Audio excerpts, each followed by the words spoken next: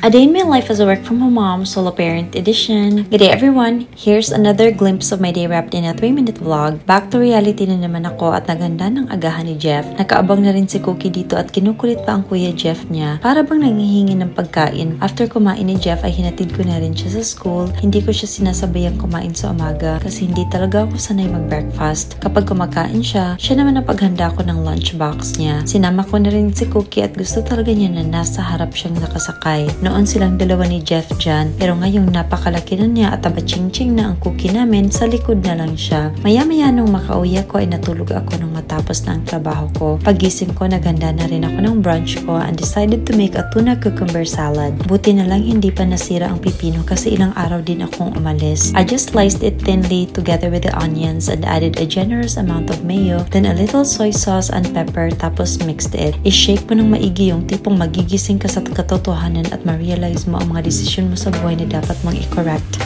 Charing. Siyempre, taste test rin tayo dyan. Di ko na nilagyan ng asin kasi yung soy sauce na and mayo ang pangpaalat nito. I also paired it with toasted bread at ang drink for today ay itong passion fruit tea. Marami pa rin nagtatanong nito at sa gustong malaman kung saan ko to nabili, sa SNR ko ito nabili. Sulit na rin kasi ilang buwan na rin ito bago maubos.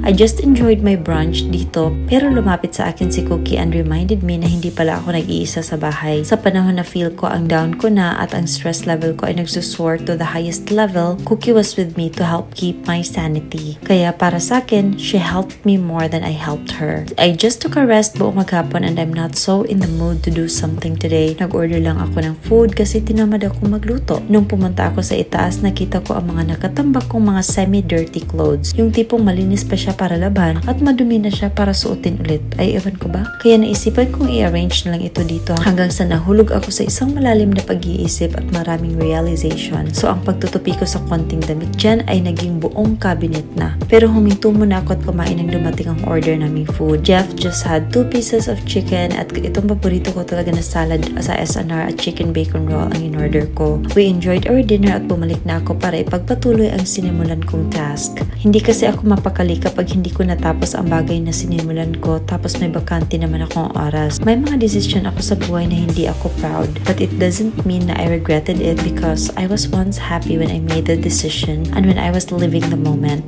I am a work in progress and whatever I do, I make sure that I learn from it. It's either I win or I learn. Masyado kayong seryoso sa buhay when in this game called life, nobody gets out alive. So if I make mistakes, it's alright. Importante naging masaya ako and I know I made my life worth living. Ayoko maging alipin ng mundane routine ko and sometimes I want to get out from my comfort zone, hence the travel and unwinding. But I always go back and pinapangatawanan ko ang responsibilidad ko. I don't run away from it. At ayun, balik trabaho na naman tayo dahil marami tayong sinusuportahan. And salamat sa pagkikinig sa drama for today's video. Thank you so much for watching. Bye!